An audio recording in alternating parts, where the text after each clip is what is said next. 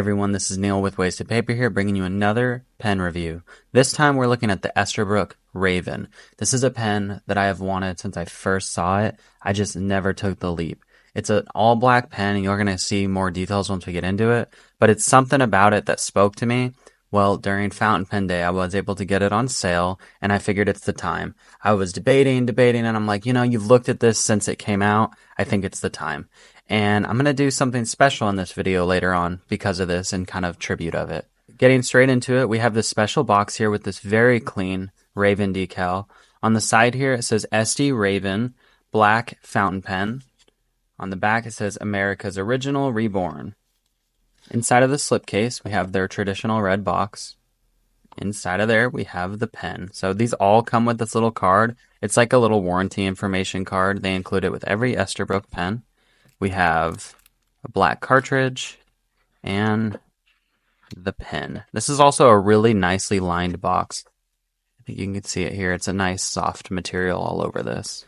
I saw a lot of people when they purchased this pen went with the piston filler version, but that one has an ink window on it, and I think that the ink window kind of throws off the aesthetic. For me, I want it all blacked out. And yeah, you can put black ink in that ink window, but again, I just think the blacked out look of it, I think that's really special.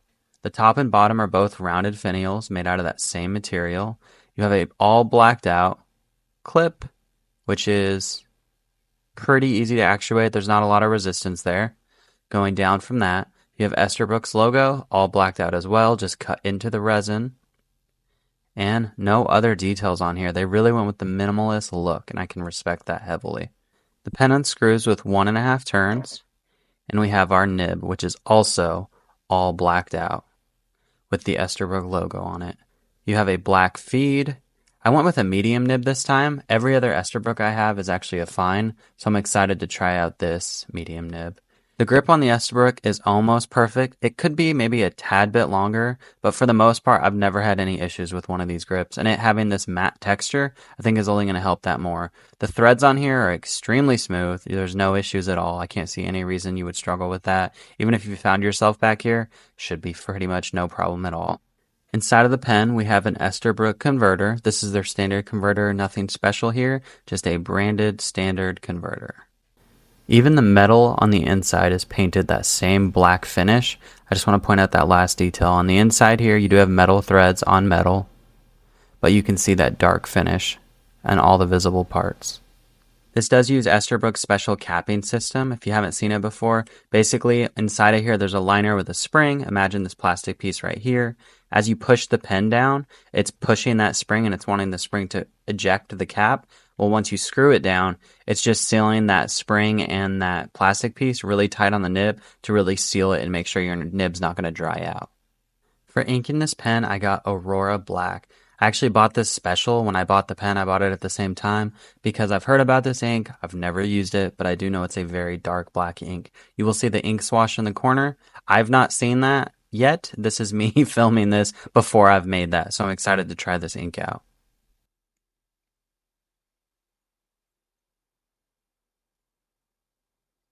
For the writing sample, we're going to be going with my GLP Creations notebook.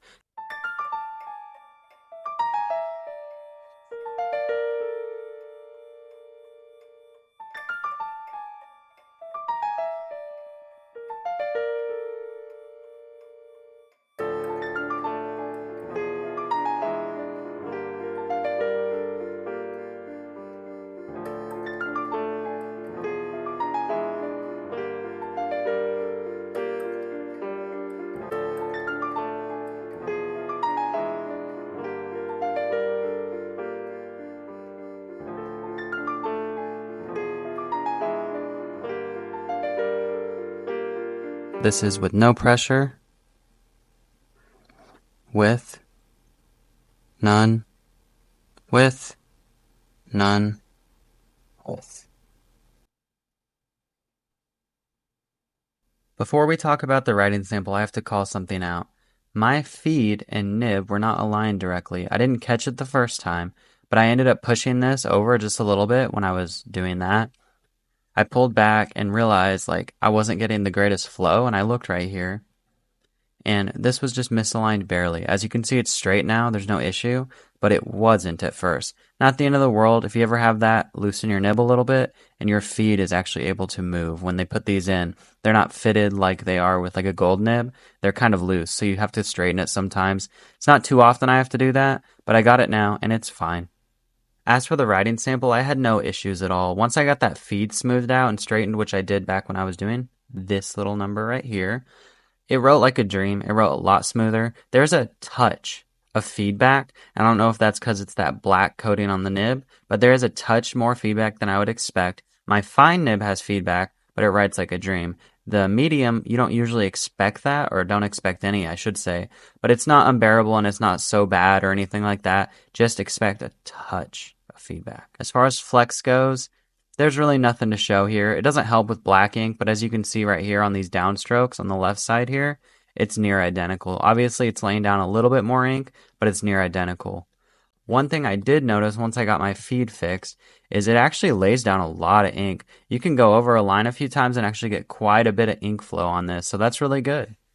For my size comparison, I have my Lamy Safari and I have my Pilot Custom 823.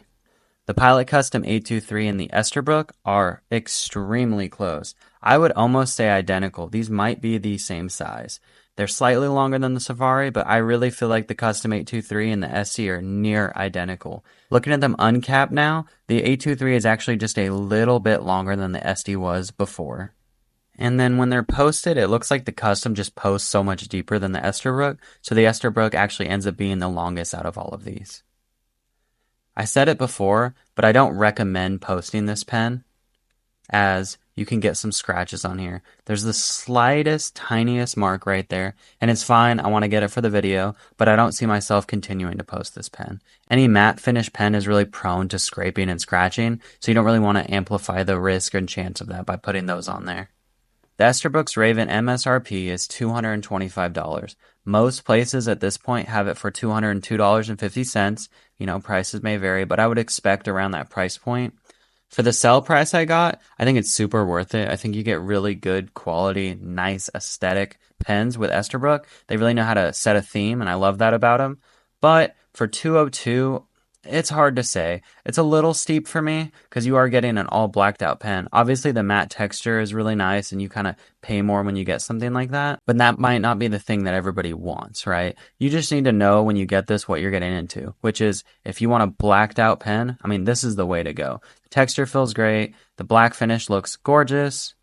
The sealing cap is always really good on Esterbrook pens. The black nib, and I really like their logo. I think it just looks great on all their nibs. Thank you for watching. Please be sure to like, comment, and subscribe down below.